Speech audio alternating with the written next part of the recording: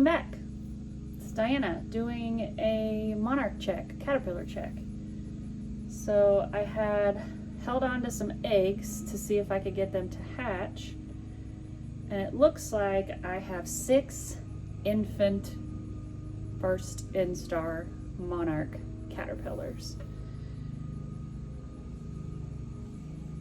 There's 3 on this side. Wonder if I can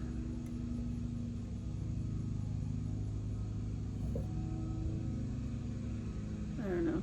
I'm in the garage, not very good lighting. And then there's 1 on this side.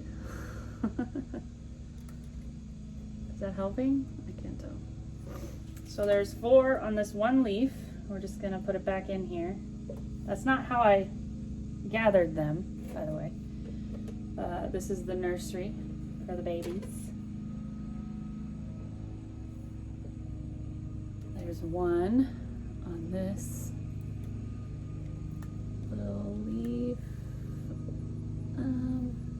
The leaf's kind of curly, and they're so tiny and delicate. There, you can see them there. Okay, so that's 5. Put that in here. And then 6. Right there. That's pretty fun. Normally I find them when they're already second Instar out in the garden. So having little tiny babies is definitely fun. So now it's time to check on my 2nd and 3rd Instar, which is in the dome. And oh, I was looking for the lid. I couldn't find it. Here it is. All right, so let me transition to those caterpillars and I'll be right back. Okay, there should be 3 in here, but I'm already seeing a potential issue, unless it's just shed, which it might be shed. So let me do a little assessment here. Okay, this is 2.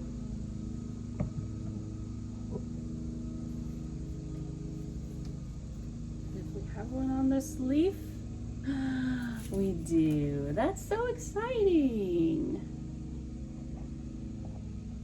I'm so happy. I thought that one that shed might have eaten another one, and I'm so happy that I was wrong. So here's this one. Much easier to see, even without good lighting.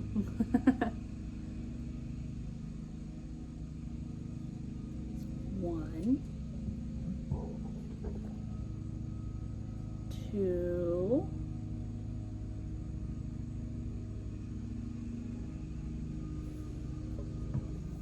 and 3, the one that I thought might have eaten another one, but apparently that's just its shed. Usually they eat their shed, so when they're this small, I don't usually see molt or shed. Normally I see molt or shed just when they turn into a chrysalis, so I was a little worried that that was an actual caterpillar, but it's not. So now I'm going to move on to the bigger instars, so like 4 or 5 into the J stage and drying in the chrysalis, and then, which is another container, another thing, enclosure.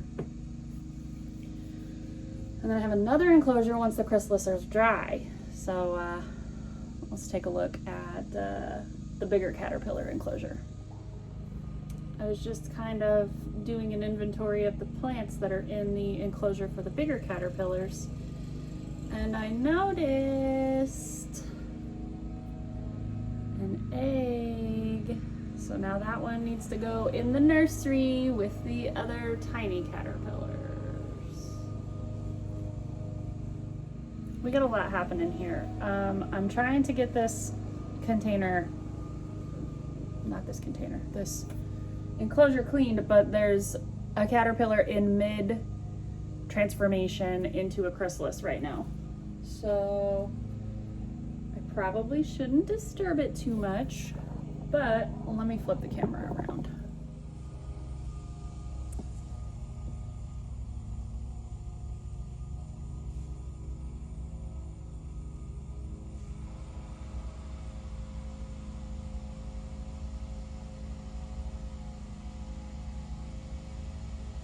I did was go upstairs to clean a container, and I've got 2 new chrysalis.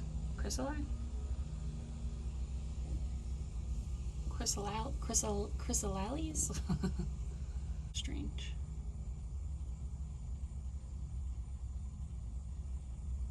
The camera does not know what to do with all the wiggling that happens.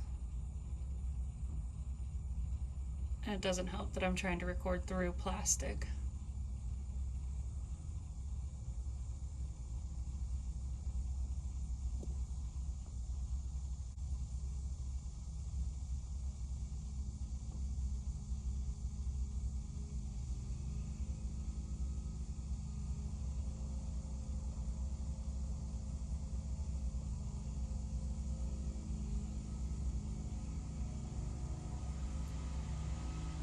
There it went. That's what I was waiting for. Good luck, little buddy. All right, and we have clean enclosures. Got some action up here going on. I only have 1 right there, and there's 3 in there like I talked about. Not very much going on in this one now. We had a lot of action and now not a lot, so nice. I do have an interesting situation on the chrysalis side of the greenhouse. I bought these clips, which were a recommendation from someone else in a Facebook group that I follow. And this one, the clip like cut off the stem, and I don't have a way to rehang it. So I'm a little worried about this one. Everybody says they can enclose just fine on the ground as long as they have something to climb on. So I've been trying to perch this chrysalis on that plastic thing so that it can climb. I'm wondering if maybe I should get rid of that and just get a stick. Okay, so that's exactly what I did. I found a piece of old milkweed and just kind of propped it up against the mesh in hopes that that one, when it closes, it can find its way to the milkweed stalk and climb and dry properly. So that was a short update on my monarch habitat. Thanks for tuning in. I'm learning on the fly and I don't get everything right, so I appreciate any suggestions and patience while I learn what I'm doing and raising monarchs. And I think it's a fascinating thing to learn and watch and facilitate and help and make sure that there's pollinators out there for the food items that we eat. So thanks for watching. You'll see me next time.